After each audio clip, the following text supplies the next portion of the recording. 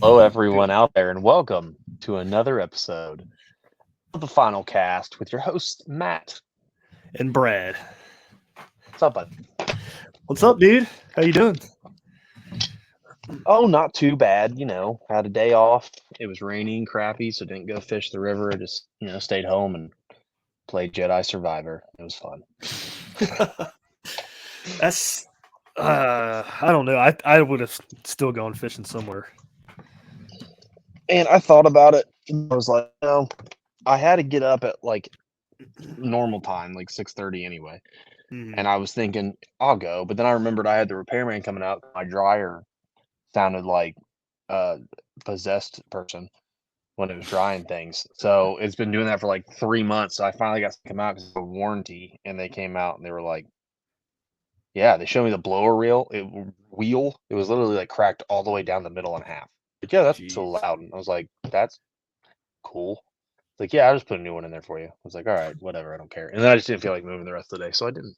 Yeah, there you go. But I wish I had the day off. I probably would have. The river's blown out, but I probably would have hit somewhere. But we did have a trip this weekend, though. It was a fun We trip. did have a Well, trip. it was a It fun was trip for so. you. I had a crappy. I caught like 3 dinks. Well, you caught more than three because you caught one at the dam that was a dink, and then you caught those three out of the riffles. So I think 4 or 5. I thought I only caught 3. I only had Well, 3 maybe. pictures. Oh, then maybe you did only catch 3. But also, when we catch like 9 and we just throw them back. We don't really take pictures of them. So Yeah. yeah. But But yeah, no, I had finally had a good day. Man, I was due. Every time I went out, it was like either no fish or Dale Hollow tiny spots all day long. yeah, you were So, struggling even at Dale Hollow, man. dude, I've been struggling since Dale Hollow. Just I went on a little river drop in last Tuesday. Didn't catch a fish. Now, granted, it was in a stretch of river that we both don't really think they sit at this time of year at all. Um, and I didn't mark any on a fish finder other than I marked a couple pike. I know they were pike because they were really long and really skinny, and I saw one. So, Or but carp. yeah, man, it just no, it was pike. I watched him swim right by me when I was by the dam over in TV, and Mm. yeah, well, I mean, big one. I would have been okay to catch that, but yeah, man, it was even up before I caught that first fish. I was still struggling. That whole stretch wasn't anything. I had a fish on the Jigmaster spinner bait, and I was so not used to the bite that it like I was like looking at a fastball straight down the middle and like froze up. I was like, I don't know what to do. Like I forgot how to fish. And shook it off. Man, I got that when it was. I caught fish pretty much the rest of the stretch. Yep. Yeah, that good one you caught was Fish Ohio, 18-incher. Yep, And it was 18 and funny a because quarter. yeah, where you caught that fish at, I was gonna like I know that area is good, so I let you go ahead. I was like, he needs to catch a fish, dude. So I let you go ahead and you caught the 18. I was like, heck yeah, that's cool. It's right before I got to that spot, I lost that fish. It was probably 15-inch smallmouth, and I was like, I'm just done. I'm just gonna motor back the truck. I'll just wait for Brad to catch up. And I looked over and I saw where that river comes in. I was like, I'll throw one more time, right there, because they're probably sitting there. And I threw it along that bank, and then big 18 and a quarter smashed it. Literally took first time I've ever seen it. Got his whole little tiny smallmouth around a Jig Masters 3/4 ounce spinner bait and chomped down on it, and somehow I still got a good hook set. Yeah, I don't that's know, awesome. but it was awesome. So That makes the whole he was like, trip worth it, dude. oh yeah, and he was like melanistic. He had all the black spots on him because I didn't get a chance to catch one of those last year, so that was pretty cool too. Yeah. Hey, we ended up getting rained on and hailed on towards the end of the stretch too, which was weird. It got Yeah, cold. dude, it got freezing cold. Like my hands hurt. And as I'm going back to the truck, you were finishing fishing the pile, and I was like, I'm just gonna go back. I don't want to get stormed on like real bad because I didn't have my dry suit or anything. And I'm going back and I'm getting rained on. Like my hands are up under my bibs and everything. I'm getting rained on. And I look down at my legs and I was like, this is some fat rain, man. And I look down and there's little ice pellets in my kayak. I was like, this is Yeah. stupid. It was so bad. No. And then one, I took my glasses off and rubbed my eye, and of course, right when I did that, I rubbed this eye, and a piece of hail hit my other eye. I was like, "This is dumb." I was so mad. Like you have no Oh man, idea. I was ticked off. But that's funny. but yeah, terror trip, man. I enjoyed it. It was hard to fish, the river being up like that, but it was fun. Yeah, it was. It was like fishing the Mad River all over again and bringing back bad memories. Pickle Park, man, Pickle Park. No, I can't complain too much about that stretch because the day before I ended up catching a 20, a 19, and an 18. So On the same stretch? no, No, about you weren't there. You were, yeah. no, different stretch. But I'm just Okay, saying I I was caught 3 good fish the day before, so I can't yeah. Well, complain. you lost 3 good fish. So I mean, you had a great day. Yeah, it was fun. But yeah, one was a 20, and that was my first 20 of the year, which was cool. So There you go, man. Easy peasy. yep. Well, enough talking. A couple weeks ago, me and Matt did a show talking about the OnWater app. It was like one of our featured shows that we did. We found this app through NRS. They posted the post on Yeah, it was Instagram or something like. yeah, interesting Instagram post, and you'd seen it before I did, and you're like, "Dude, we should do a show on this." Now you got the app, and I looked at it a little bit, and I was like, "Yeah, we should definitely do a show on this because this is Yeah, awesome." And yeah, then we did the show, and Brad got a reach out. I almost said something yeah. different. On OnWater reached out to us. They messaged the Instagram page because I tagged him in the post. That's what it was. And he was like, "Oh, thank you so much. It's so cool. It's such a surprise to hear OnWater being mentioned on a podcast and stuff like that." So he reached out to us, and then I was like, "Well, hey, you guys want to be on our show?" I was gonna reach out, but we kind of have issues like connecting with people who make apps. For some Mhm. reason, I don't know. It's kind of hard to get like a hold of like the person that makes the app. So, but I'm glad we did because our guest tonight is somebody who works for the OnWater app, Toren Shirk. Welcome to the show, man. What's going on, fellas? What's Not up, brother? much. Did I get that last name right? You nailed it. Yes. I was like, you know how like you're worried up until that point, and you're like, I hope I do it. I hope I do it. And then you don't. You get it right, and you're like, relief. I know exactly what you mean. I've done some podcasts in the past, and I know that exact feeling. Yeah, that's funny, man. Yeah, it's the same thing. I found that out in the Marine Corps. There's so many people from so many different like areas, cultures. I became a pro. Like I was hooked on phonics for names because there'd be guys coming in, and I'd be like, well, at one point I was like, it was just sounded out in our head as you're walking up to them. And I mean, I was batting like 700 on names. I rarely screwed them up, and the ones I screwed up were like the dumbest things. So I know. stupid. But welcome to the show, Toren. How are you this evening? I'm doing well. Doing well. Just got done actually putting water on a map. So decided to just roll over into the podcast. So it's working out great. I got water on the mind. Heck yeah. Perfect Always, timing, man. Always. So Right. you want to start off like background introduction of yourself, like what you do for OnWater and whatever else you want to share? Sure, absolutely. So like mentioned, my name's Toren Shirk. I'm from Central Pennsylvania. I'm the curation team manager at OnWater as well as the GIS technician. So in those two roles, I basically manage what the consumer sees on the front end of the app as far as the maps are concerned. That's the curation side, and then on the back end, I build out access points, boat ramps, restrooms, campground data, all the data that you see inside the map. I build that in the background through GIS data. That sounds like a lot of work. Oh yeah. It's busy days, that's for sure. Yeah, I know. Like our water. Well, let me ask you this: we have a water trail map here in Ohio for our river. Mhm. Do you gather data from those types of things for that app, or? Yes and no. So it depends. Some of those water trail maps, like let's look at it countrywide. Some of those water trail maps are very, very detailed, and we'll pull information from that. and some of them are kind of just like an overlay, if you will, where it's a general sense of what's going on in that watershed.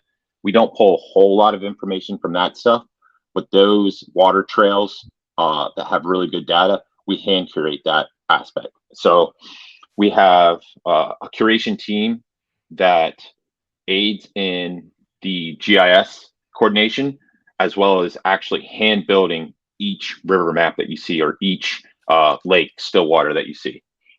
So it's not just computer generated maps. That's interesting. Yeah, that's cool. Yeah, I don't know much about like the whole curation thing. So could you go a little bit more in depth about like what exactly happens and like how it develops into an app? Yeah, absolutely. I'll walk you through the process. So it kind of starts at my desk. As we're building out a state, we'll start with a state. Let's use Ohio, for example. And I'll go through and I'll pick out 75 to 100 water bodies that we want to curate for that state in the first go around. That threshold to qualify for that list is, one, it has to be a sustainable fishery. Two, it has to have access. And three, it has to have some type of, I use air quotes, notoriety of a fishery. Mm-hmm. We want to build out our maps in a way that we are giving our consumer the most possible use. So hitting those kind of more notable fisheries is what we want to tackle first. And we're building it out in phases. So we would basically go into phase 2, and then we would tackle the tier 2, if you will, water bodies. Once those are laid out, that gets pushed down to the curators, and the curators start plugging away at it. So they'll go into the back end, they'll curate the GIS layers that I've built out for them.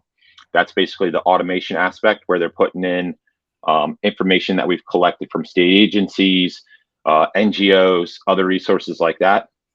And then after that's done, they go in and hand curate. So they'll look at various resources where they can pull out a hidden boat ramp that you maybe the state agency doesn't have, or information on a specific POI that's like, you need 4-wheel drive to be able to access. Things that as an angler, you're going to want to know. All right, I can use this time of year, but this boat ramp's flooded out in the spring because there's a huge tailwater release, or like in the west, you have the runoff. Okay.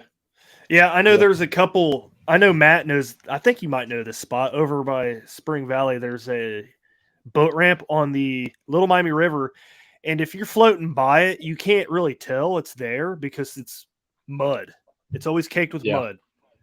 So I don't know if it shows up on the map either or not. But so there's a lot of ramps like that, especially kind of in like those lower riparian areas that if you look at just like an ortho map, you don't even know, because it literally is just clay or mud.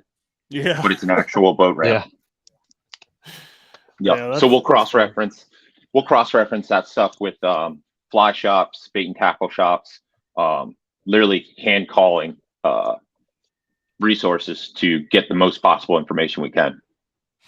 That's cool. But it'd probably be way more fun if you were like sent out to that river and like explored it yourself. No, without a doubt. Awesome.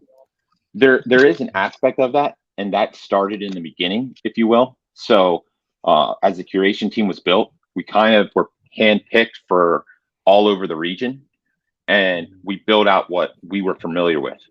The tricky part of that is, how scalable is that? Yeah.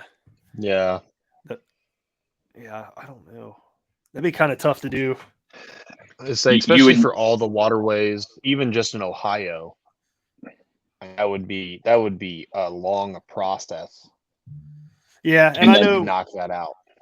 I know Google Maps does like their like only in the city limits they have like a 360 view of a guy kayaking down the river, which I don't know if people know that or not. And if you do and you get mad, I'm sorry that I just blew the secret. Yeah. Well, and that's the other tricky part about this curation too is, all right, how do we curate river maps and just watersheds in general in a way that's not spot burning? Yeah. It's So tough, man. it is. It's really tough. So there's like the morality aspect of that. And what we as a team try to do is we just try to provide resources that people typically maybe go out and look for in various different resources and bring all that information together to be able to use it on one platform.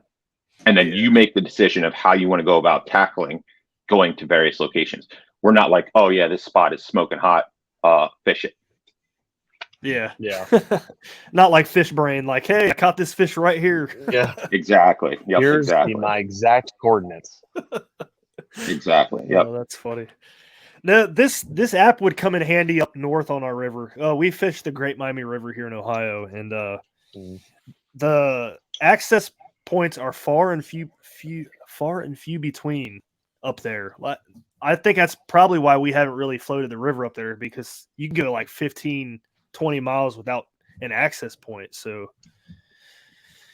I'm not sure. Yeah, and there are times that, which I was actually looking at, there's ramps that I didn't even know were there just from looking on the OnWater app. Which is, it's cool because we talk about when to fish it, but the drop-ins we don't know where they're at, and if we do know where they're at, we don't know where any are in between. And I've already found a couple spots to where you could probably do a float now that I know where stuff's at. That have parking right near it, because you guys, one thing I really love about it is you utilize kind of the overview map feature. So you have everything on the Great Miami. Well, for this one, it's all waterways. This one, I'm just using the Great Miami as an example. You have the drop in, and then it's kind of like a 3D Google Earth type of look to where you can see everything around it. So I know where we're parking for those spots now and things like that. Like, it really opens up the logistics aspect of trying to do longer river floats and things like that. Yeah. And the cool thing about our app with like those longer river floats, you take that river, for example, it's roughly 160 miles long. We have a notification when near feature. So if you're unfamiliar with it, it lets you know when a boat ramp's coming up or a certain POI is coming up. That's like not, it's very applicable in the East, but it's even more so applicable in the West, where you have like class 5, class 6 rapids, or you have these really dangerous dams that you could potentially be floating over. Let's say it's like at the end of the night and you're getting close to the boat ramp and it's right before a diversion dam. That's actually a use case that the CEO's son almost went through. And that was kind of the whole concept behind the app, or at least part of the concept. Okay. Well, I mean, obviously that's not cool that his son kind of went through that, but it's awesome. He kind of noticed, like you said, it's only part of it, but he noticed the need for that. Hey, this happened, so now I'm going to fix it, which is why I think, I mean, 99% of the things that we have and really enjoy fishing on the water with PFD advancements and safety features, is they're making it because something's happened, and now they're making it to avoid it from ever happening again. So, I mean, that's a great aspect of that. Yeah, unfortunately, with safety advancements, there has to be an incident, right? And that's usually always the use case of improvement. Hopefully, nobody gets hurt, injured, killed. That those advancements happen, and we're trying to include more and more into the app as well. Yeah. I know you. Yeah, I don't think we mentioned that on the prior show that we did, but like the notifications part where you're coming up to a ramp or you're coming up to a dam, that was something I was going to say when we were talking about it, but I didn't. I think that's a really good feature, just for the simple fact that the safety aspect, people don't pay attention to the signs and stuff on the river, and sometimes the signs are overgrown. They don't take care of that area. Yeah, I was about to say 99%. I saw a sign. I don't know, Brad, if you've ever seen this sign. It's remember what I told you? Hey, that spot that I was screwing around with paddle tail and caught that carp and he spooled me and I had to break him off on the stretch we just did. That little nook. I don't know if you know this, but right where that house is, there's a sign up there that says rapids ahead. I never noticed. I didn't notice it until I was underneath it this last time because I was trying to stop and screw with something. I looked up, I see a red sign that says fast water ahead. And I was like, oh, that's cool. Yeah, those are but it pretty was gnarly old. riffles too. Yeah. I was on a Bronco going through it. It sucked. Was But that the one I went through this past weekend? yeah, you went through the other side and I went through the skinny side because I was Yeah. like, oh, the water's up. This side will be fine. It still wasn't fine. It still sucked. Yeah, the other side was easy. I know because you always want to shoot that V. So you went over all the big rocks, and I knew the big rocks were there. And I'm like, oh, he should have went. No, I was just testing the RVR and see what he can handle. It handled great. My Newport took a bucking though. It was it was great, man. It loved every second of it. I'm surprised it still works. One thing I do want to say, a lot of our shows kind of all focus on, the fishing aspect of kayaking and things. But I think one thing about this app is great for the recreational kayaker because a lot of people got into it during COVID. They weren't fishing. They were just going out in droves and boats to do something. And they didn't know where they were putting in. They didn't know where they were taking out. I've watched people when I'm going down the river fishing, paddling upstream in a bad part to paddle upstream because they're going to be dead the time you get down. When if they would have just floated an extra 30 yards, they would have been at a takeout. But they didn't know that. So this app really kind of it helps because people can not know a river at all, drop in and have a planned route where, hey, we're putting in here and then I'm sending all these to everyone else. This is where we're taking out. And it helps the recreational side, not just the fishing side, which was awesome. I really think a lot of the apps for rivers and stuff really just focus on the angler and they don't focus on those recreational kayakers because they outnumber us 10 to 1. 100%. So yeah. So I really like how this, is a big step in the right direction for them because it's keeping them safe. Because 90% of the people we see, the GMR claims I want to say last year it was 8 or 9 people died on the GMR and only 2 of those were anglers. The rest were recreational kayakers. Yeah. And it's mostly people not wearing PFDs or people getting into areas they don't know, which this will negate 90% of those issues. The other 10% is just wear your life jacket, don't take it off. But you can only say that sometimes for people just don't do it. Yeah, that's true. I mean, it is 100%. what it is, man.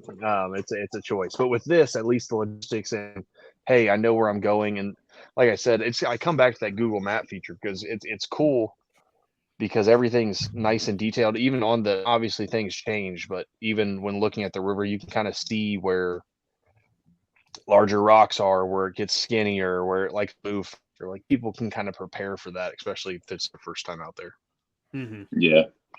And we'll get into this here in a little bit, maybe down the road, but we're currently working on our version 2. Our second build of the app. It's going to have some more features. And for the subject of where we're at in this conversation right now, we're going to have a feature that's going to tell you how far you are from a certain point. So let's say it's a boat ramp. It might say 6 river miles, 4 river miles, and it'll count down and it'll actually let you know. I know that I've been in situations where it's getting dark and I have to make a call. I have to make a legit judgment call. Okay, am I pulling out here and this is where I'm camping for the night, or am I going to try to push it down to the next campsite or boat ramp, et cetera, et cetera? And just for safety factors, I was like, all right, I'm getting out now. I just don't feel like messing with it in the dark. And I think that's going to be really useful and a lot of use cases for that kind of stuff. Yeah. It's funny. I don't know if you're a group member on Facebook of the kayak bass fishing group. There's so many people that ask, what's a good app that tracks my river mileage and how far it stretches and everything. So there's not very many apps out there that's doing that, which I think is awesome. I mean, there's 2 I can think of, the OnWater and another one, but that's awesome. For myself, I keep track of every mile of river I've done. So the Great Miami, for example, I like that it tells you how long the river is. And I've done over 90 miles of that river. So that tells me I got 70 more miles to do until I complete the whole thing. So that's cool. Yeah, super cool. And like us as anglers, how often do you get caught up fishing where you're not paying attention to like what's going on around you? Or like, dude, you're just stacking bodies and you're caught up in the moment. Next thing you know, it's like 30 minutes till dark and you have 6 more miles to float. That's I'm what afraid of we doing that. did. Me and Brad were out with a buddy last year, and we were just on the same stretch we just did this weekend, but it was on fire. I mean, we between the three of us, we probably caught between 100 and 120 fish, and we're just rolling through. And next thing we knew, we've been on this float for like 7 hours. We're all dead. And we're only like a mile downstream from put in. Yeah, and I look at Brad. I was like, dude, am I right in thinking we still have like 5 miles to go? He was like, yeah, we're not very far. And I was like, oh, dude, this is going to suck. And we got back. We were like all dehydrated. We all drank through our water. We already ate our lunch. We were all like feeling the sun was going down. If I wouldn't have stopped, if any of us wouldn't have stopped, it could have very easily got to where, hey, you're going back and now it's dark. And right past that boat ramp where we take out is a lowhead dam. Yeah. And that lowhead dam rolls. I mean, like if I went over that, you'd die. So, I've come back on floats when it's dark outside, and I'm just holding my phone up with a flashlight, like trying to see crap as I'm going, because on the river when it gets dark, it's dark. 100%. So, I think it was Matt. You know who Matt Good? I think I watched a video of him. He floats the river at night. I'm like, that's crazy, that's dude. terrifying. I ain't doing that. I'm not doing that. Because I get nervous being a strainer in the day. Yeah, you can't see where you're going, and then 2, you got like a bunch of crazy guys on the bank at night. Especially in Dayton. I mean, I'm just saying, because he floats the Dayton stretch at night. You couldn't pay me to do that. I have a better chance of getting a flying needle attack than I do drowning. So, like, I'm not playing that game, man. And I don't know how people do that. The one time I've been on the river at night, I was stacking bodies. That's my new phrase now when I catch tons of fish. Stacking bodies. Thank you, Toren. You got it. I was stacking bodies, man, and I was just rolling. And I was with my buddy Cam. This was like Cam's. Brad knows who Cam is. He's one of our buddies. He's only been kayak fishing for about a year and some change. This was his second float, and we just did a little float. It wasn't even that bad. By the German, it wasn't even a float. It was a put in. Brad knows what I'm talking about. And we got past that bridge and we started catching fish, and he was like all excited because he was catching them on a Megabass top water lure or something. So he's, freaking out. And I was catching fish, and I looked up and I was like, man, where'd the sun go? Like, this is weird. And I didn't have my pedal kayak or a motor. He had a big boat, and I had a bona fide RS 117. And I was like, and we were downstream having to paddle back up. Yeah. And I was like, well, maybe it's just a cloud. And I look at my watch, and this is the end of summer, probably early fall, and it was like 7:45. And I was like, oh no, this isn't good at all. And we get about halfway up, and it just went from day to night immediately. And Cam's behind me. And at one point, you have to get out and walk your boat up through these rapids. And Cam's like, what happens if I fall? I was like, man, you better just float and just don't go under. I can't see anything. I was like, yeah, me either, man. We're just going. And I fell into a hole. I fell into an eddy, not paying attention, went up to my neck. Oh, it was bad. And then ever since then, I'm not on the water past like 7. I ain't about that life, because that sucked. Yeah. So that feature just kind of tell you, hey, you're 1 mile, 2 mile, 3 mile, it really keeps you kind of focused on what you're doing, so you don't get in situations like that. Because fishing in and of itself is dangerous enough. You don't need to add darkness. So yeah, I live like I can almost throw a baseball into the Susquehanna River from my house. That's awesome. And you lucky dog. You lucky man. Get the guest room ready. I'm coming up. Hey man, anytime you guys want to come out, you're more than welcome. But we have people that get in trouble every year. I mean, you hear the stories, especially on that river. Mm-hmm. Yeah. So I was going to ask about this alert system through the app. is it pushed to your phone, like, or So it's not a push notification that's coming. It is basically just an alert that pops up through the app. okay, and then like, are you able to like record your trip, I guess, downriver, Trips. and that's how it tracks, kind of? Yeah, so it uses the GPS in your phone to know where you're at. So you have to have your GPS on your phone to be able to track where you're at. Okay, I got you. That makes sense. Very cool. Oh yeah, super cool. Is there anything else that we wanted to talk about on the app? It's kind of hard to do because I was trying to see if I could screen share it here, but it's not. I can't find a way to do that. Because technology is stupid. So one thing I really like about it is this isn't just for river guys. I was kind of looking through the app the other day, kind of just screwing with it because I'll be honest, I was at work and I was bored. And Caesars Creek is a lake right by us, and it's a very popular lake right by us. And you have pretty much every put-in. There's put-ins I didn't even know were put-ins. Like I just thought those were people's like houses, but you have all the private property marked out, so it's going to keep you from getting shot. So Ohio is a bigger version of Florida. Everyone likes to toad on Florida. It started here first, and so people will just shoot you. But there's spots that I didn't even know were put-ins, and this is the main lake, and these are actual like smaller boat ramps. So guys in big boats, not just kayaks, can go drop in wherever they want. They can now see, because I can tell you one boat ramp I'm looking at right now. If you go there on a Saturday, you'll be in your truck for about 3 hours just trying to put your kayak and or boat in the lake. But there's a boat ramp that I didn't even know farther up Caesars Creek that you can put in, and it is a full boat ramp. So that's cool. It's taking care of the lake guys too. I don't know, is your guys really main focus river and you guys still are after that, or is it kind of everything? If it's popular and it's got traction, it's good fishery, you guys are putting it on the map. If it's a good fishery, we're putting it on the map. My plan is to have all the fisheries in the United States mapped. There's the question of, again, we're going to roll back to spot burning, but we are in the year 2023. The information's out there. Like you had to figure it out. It's just a matter of you putting in your research. We're not pointing a sign that says fish here. We're just putting the information together for you to figure it out. Like what you just did right there with that boat ramp. That's exactly what we're doing.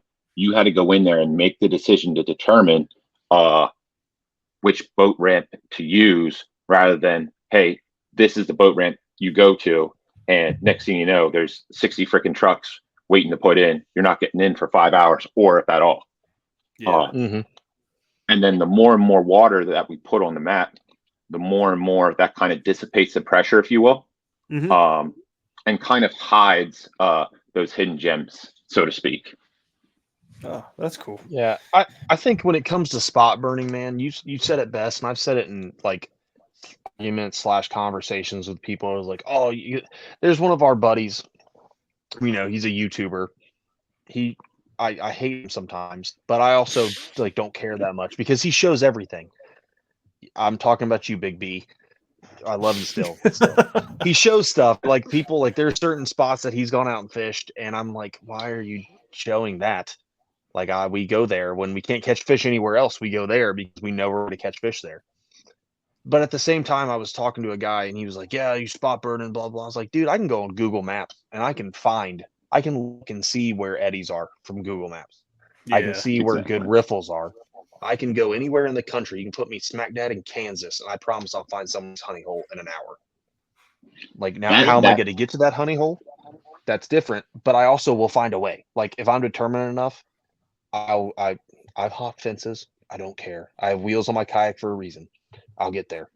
So, just saying. And what you just mentioned there, that's the X factor. That's what separates people. All right. One, you have to have the knowledge to be able to find those places. It's not just like anybody can find those places. You actually have to have the fisheries knowledge to be able to understand maps, understand fisheries, to be able to find those locations. Mhm. If you don't understand that information, it's pretty unlikely that you're going to be able to find it, because you just don't know. Right. Yeah. And go ahead. Well, Matt. even if you just don't, like you said, you just don't know. And even if you do, like, oh, that looks good, I'm gonna go there.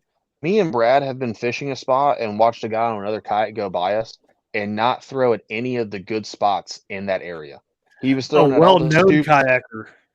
Yes, he was throwing at all the stupid spots. Like I'm looking at Brad and I was like, what is he? He's not even doing anything. Like there's fish there. And then Brad goes right over behind him and catches like 3 17s in a row.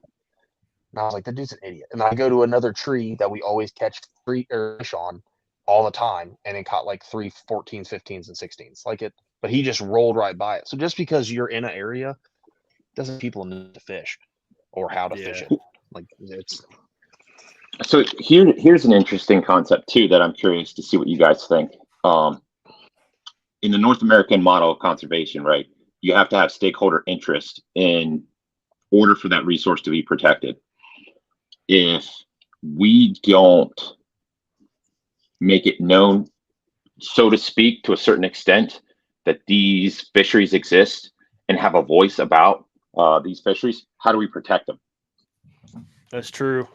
How do we keep recreating on them?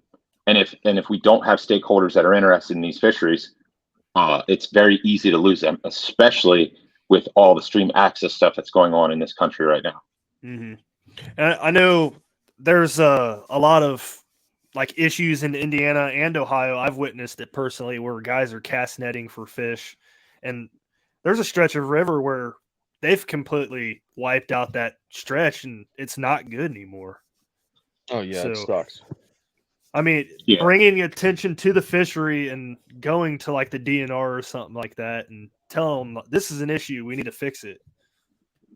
Exactly. And I mean, there's so many different layers to that where it's like you can even get into the argument of invasives. Like we're starting to have snakeheads pushing up the Susquehanna watershed.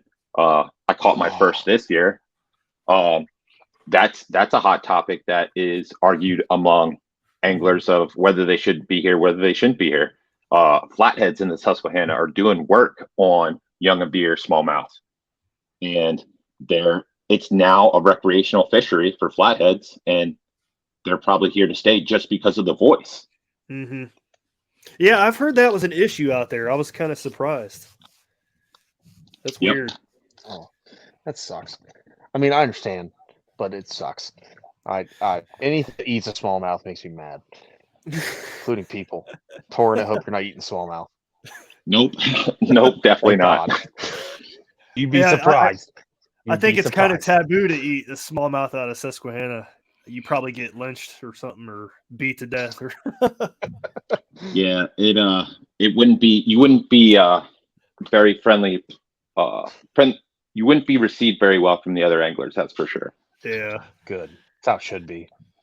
Yeah, it's like that here in Ohio too. Like somebody will post in the Facebook group or something like, "Oh, I caught a couple keepers tonight. I'm cooking them." Everybody, I've left that group because of that. I did too. Because it makes me so mad. There's like a 20 on a stringer. I just want to stone him. I want to. Every angler should just carry a bag of stones. If you just start winging them, and hopefully it teaches a lesson or something. It takes me off so bad. But before I incriminate myself, let's continue to the next topic. Well, hold on. I want to piggyback off of what you're saying there, just to be the devil's advocate, so to speak. Oh, I already know what you're going to say. There is a certain aspect to fish mortality in watersheds where you need it to happen to be able to keep increasing size. So, like, we have a couple fisheries here that are strictly just catch and release that used to have like legit fish in it, and now they're just all 10s, like 10 inches, and like thousands and thousands. Yep. There's just the amount of biomass isn't large enough for the fish to grow over a certain threshold just because of competition. It ultimately comes down to competition. Yeah, it's like Yeah, and it's a game. Like it's a very finicky game. It really is. It yeah, really is. But then and the question comes up: what do you want to do? Do you want to catch like a ton of 16s, or do you want to catch a 24 6-pounder? Yeah. that I want to watch that. But I'll piggyback off what you just said, Torn. Give everyone listening at home, because you used the word biomass. Everyone kind of a background in your fishery experience and knowledge. You kind of told us before in the pre-show. Yeah. So I went to school at West Virginia University. Studied in fisheries and wildlife resource. Worked in the public sector as a biologist for 10 years, and then actually moved into the hunting industry, and now I'm in the fishing industry. So that's kind of where my biology background comes from, and my understanding as far as that's concerned. I specialized in fisheries biology and big game ecology. Biomass is good. So you've probably shot a few elk, haven't you? Not yet. I'm still working on it, man. I'm still working on it. And I'm just trying to get a lotto tag, man. That's all. That's where I'm at. You and me All right, both. sorry, I didn't You and me interrupt both. No, it's fine. But yeah, for the listeners, biomass is basically just the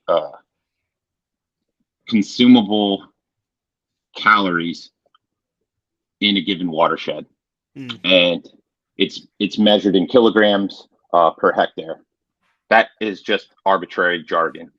There's a measurement for it, and it hits a threshold, if you will, where the carrying capacity, the amount of fish in a given fishery, will only reach a certain growing size because competition is too high. If you decrease that carrying capacity, which is ultimately the number of fish in that fishery, the competition for the biomass reduces, and they're able to grow into larger fish. Yeah. You're able to pack on more calories.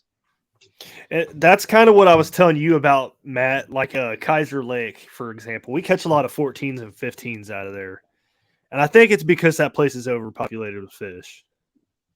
Probably. I hate that lake, so I hope it dries up. But that's just me. I hate it. I hate it. But I mean, it makes sense, and I think like with your background, tell me if I'm wrong, but when you're looking at these maps of watersheds and riverways and still water, and then when you're fishing, you probably look at it in a completely different light than like what me and Brad would look at it when we're fishing. Like if you're catching a bunch of 10s and 12s, I'll just keep catching 10s and 12s, but you're probably thinking there's no real big fish in this stretch because I'm catching so many 10s and 12s and 9s, and you know what I mean? Is that true?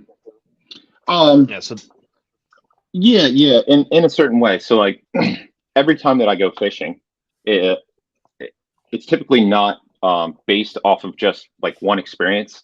I have to have at least a couple experience, like be able to pull in a decent sample size to make an assumption about a fishery. So let's say I go out. Let's use the Miami, for example, and I go out on the Miami, and I'm primarily just catching. Let's say I put in 100 14s. I can make two assumptions off of that. One, the carrying capacity is either too high, or the biomass is constructed in a way that is not capable of giving the fish enough calories in a single consumption. So that could be that they're primarily feeding on small bait fish. I was going to narrow it down. Probably I would say dace, maybe even macroinvertebrates, especially for the young of the year. It could be certain types of species of crayfish. You guys have the rusty crayfish in there? Yep. So like they get pretty big, and they swarm like crazy. Like when we got them in the Susquehanna, like our smallmouth size shot up. But then, like right after that, we got the flatheads, and they basically and we had a bunch of other environmental conditions, basically wiped them out. So all those big smallmouth that we had now had new competition on them, and the forage was no longer there. Right. Yeah, So like that's the kind of easy stuff that you can kind of pick up pretty quickly if you just like maybe look at it a little deeper. If you look at like a different river, let's just call it River X, for example. All right, I catch a couple 10s, I catch a 14, and then maybe I catch an 18. All right, I'm going to start putting the puzzle pieces together. All right, what caused me to catch that 18? Was it a certain type of water that I was holding in? Okay, let's make some assumptions. Was it? I basically break water down into 4 different parts. There's staging, there's bedding / security cover, there's forage, and then there's spawning. Fish are almost always going to be in one of those 4 places, depending upon the time of year. Right? If I caught that fish in bedding cover, it could be that there are big fish in that watershed. They just haven't moved into their staging or foraging locations yet, based on seasonality of that watershed. Whether the food's not there, whether the water's not warm enough, whether the flows aren't warm enough or high enough, et cetera, et cetera. That makes sense. You need a class. What? I would pay for that class. Just to like break down a river like in that way. Like, so I'm going to think about that now every time I think, what stage is this? What did I catch this fish in? Because that makes total sense. And that's money, right, big man. That is money. It's always different though. Like, I don't know. I've always heard different things. Like smallmouth can travel a couple miles a day. Smallmouth are homebodies. They stay in the same spot of the river all the time. What's your thoughts on that? That's yes and no. Animals don't travel just to travel. There has to be an environmental condition that causes them to travel. So potentially a smallmouth that's traveling, let's just say 5 river miles to go to a beneficial feeding location. That's because the forage there is worth the caloric output to move to that location. Brown trout are very similar. Brown trout will travel large distances to go to optimal feeding locations. Then they'll just pack on the calories, and then they'll go back to their beds, and they'll lay in their beds all day, and then they'll travel right before dark. They'll move into a staging location, then they'll move it finally into their foraging location. And that's based on size of the fish too. Okay, so you find the bedding area, you're getting close. Absolutely. Either getting close, or it's a spot you can come back to, and you can kind of really narrow it down. Hey, I've never caught. I'm not catching good sized fish or fish in this area between 9 a.m. and 12 p.m. But at 1 to 4, I'm catching fish there all day, which could mean they're moving back from their forage spot and getting back and just sitting on their beds. And then it's just process of elimination, finding the forage spot. Yep. That's money. Yep. And then potentially, like, you find those beds, where a fish is going to be holding, and it's going to vary from species to species and in conditions. But like, you can pretty much almost lock in that fish is going to be there between roughly 10 and 2 or 10 and 4, depending upon the time of year. And you can use different tactics to try to trigger a strike out of that fish. So those bedding locations are highly coveted resources. So they'll fight to protect those resources, especially the bigger fish. So that's when you throw in maybe like a 10-inch swim bait in there and rip it through there, and you'll get a reaction strike out of it. Yeah. We have a local legend here. His name's Steve Coomer, and he always says the biggest, baddest smallmouth will claim the best spot in the river.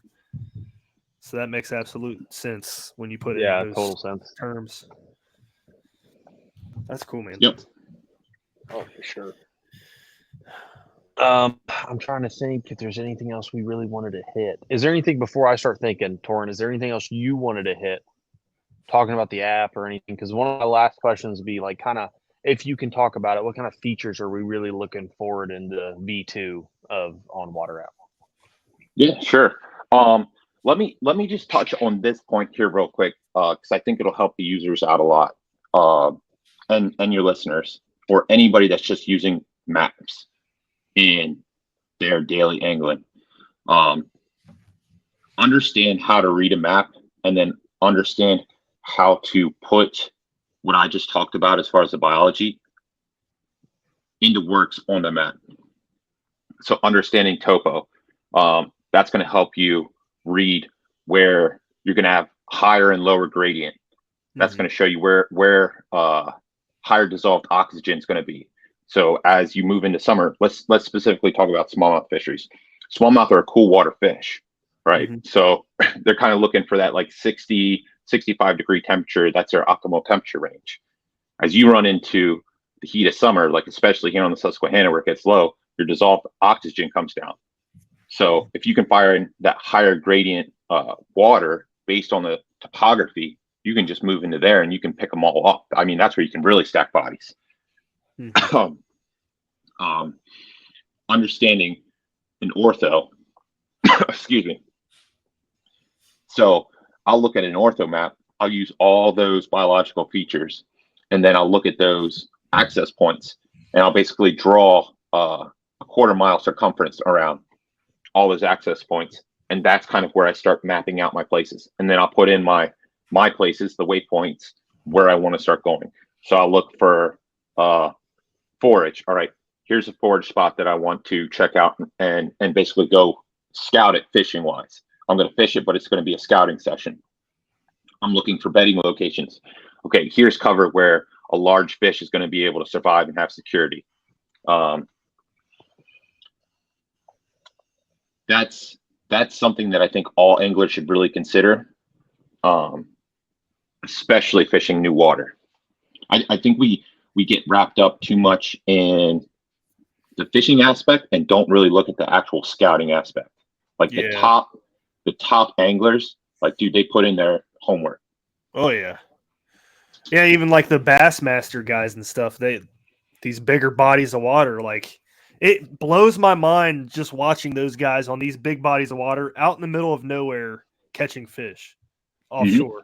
I'm like, I don't know how to do that. That's crazy. Blows my mind. You should see some of their freaking their chips, like their GPS chips, dude. They'll have 500 waypoints on a lake. Yeah. On a lake, and that's what he said. People on a lake. I've seen pro waypoints on Gunnersville, for example, and this dude had 3 chips because he separated the lake thirds, and he had 700 waypoints a chip. That's 2,100 waypoints for a lake. That's insane. And a lot of that work is done at a computer. Yep. And then reconfirmed in pre-fishing. Yeah, and that was what I was going to say that earlier. Now that you mentioned it, pairing the OnWater app with an app like Navionics will give you an upper hand on fishing a new body of water, especially if you're a tournament angler. No, for sure. Yeah, absolutely. Because you got your put-in spots, your ramps. That'll get you in the general area. Then you switch over to Navionics. Then you can see topo and all that stuff. Yep, 100%. Pretty cool. Well, I don't know. I don't have anything else. Matt, you have anything else? No, we covered everything plus some, which this episode's been awesome. We'll probably have to have you back on again just to talk more science fishery. I was going to say, man, we're going to bring you back to talk about science of fishing. Because that's something I wanted to do a little bit later. Me and Brad have talked about it, so that's definitely going to happen as long as you're game. Yeah, absolutely, man. I love geeking out over that stuff. Yeah, and I know the listeners like it too, especially smallmouth. Yeah. We got a lot of smallmouth guys following our podcast, so for sure. But yeah, Matt, quickly to just answer your question about V2, just to drop a couple things that are going to be coming.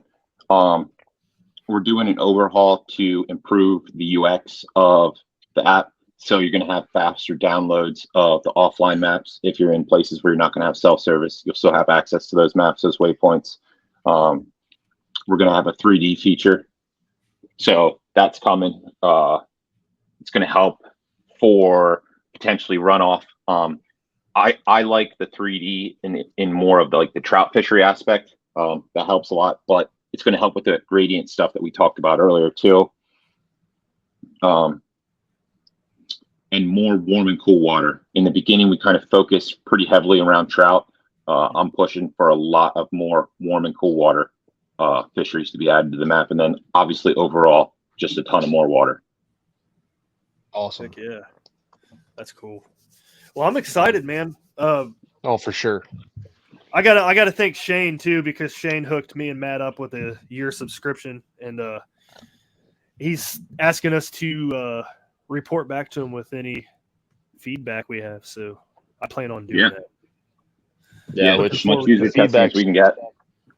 Feedback so far is great. I'm really excited for V2. This will easily become, because me and Brad are talking about hitting a couple new spots this year, just outside of Ohio, and this will easily become something that we look at on top of Navionics and a couple of the other maps to just pull this up. We can find where we're wanting to drop in. We could have really, I don't know why I wasn't thinking. I think I know why I wasn't thinking, because we got to Dale Hollow so late and we were just go. But I pulled up Dale Hollow. There's boat ramps that we could have gone to. We could have hit brand new spots. Yeah. So I found, and they're off the beaten path boat ramps. Now my truck brakes probably would have screamed coming down some of those mountains, but it'd been perfect. And Cam probably would have died taking one of those turns. But we launched at marinas the whole weekend, so yeah, we always were dealing with stuff, which it wasn't bad. It wasn't bad. The year before we did during MOF tournament, and that sucked. Got waked like every second of the day. But I'm super excited. This is easily going to become part of the toolkit to not only help me catch fish, but to kind of plan everything out more. So I'm pumped. V2 is going to be awesome. Heck yeah. And that's exactly what we want too. We want it to be part of a toolkit for anglers as another resource. But for your listeners, we got a promo code, 50% off promo code that I wanted to give to you guys, that if you want to put it in the show notes or however you want to do it. Yeah, for sure. Yep. We'll put it in the show note. Do you want to mention it right now, or? Yeah, I'll mention it right now, and then you guys can also put it in the show notes. So the code is paddle50, and then you have to acquire it at onwaterapp.com/DIY.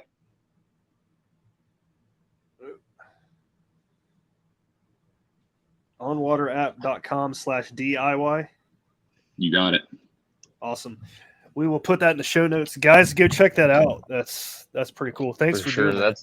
That's a steal. Yeah, man. That is awesome. Absolutely. Before you go, you want to shout out like any social media or where anybody could follow you or ask you any questions? Yeah, absolutely. So you can check us out at onwaterapp.com. You can find us on basically all the social media platforms just by searching OnWater. And that's pretty much everything that we have as far as our out resources. If anybody has any questions about the app or wants to get in touch with me personally, they can shoot me some emails. If they want to just talk fishing, that kind of stuff, hit me up, Toren at onwaterapp.com. Heck yeah. Well, man, we appreciate you taking the time out of your day to join us. It was a fun show to talk about the app and everything. Oh, absolutely, fellas. I enjoyed the conversation. Yep. With that said, Matt, Brad, got anything else? No, I got nothing else, guys. Definitely check this app out. This is a perfect toolkit, whether you're a recreational kayaker, recreational fisherman, or tournament angler. This will definitely help you out, especially if you're running around following the Bassmaster Trail or the KB. Well, I'm not gonna mention that one, but if you're doing some stuff, definitely use this in your toolkit, because it's going to help you find launch-ins, especially during pre-fishing, to really narrow down and help your dances. Like Brad said, you pair this with an app like Navionics or something, I mean, you have no excuse now not to place well. Yeah. But Toren, thanks for coming on. This show was way more amazing because of the amount of knowledge you have. So I appreciate you sharing that with us. Appreciate the 50% off code. It's awesome. And I'm excited to get you on a little bit later in the year, talk some science. For sure, man. All right, guys. Thanks for listening. That's the end of our show. We'll see you guys next week.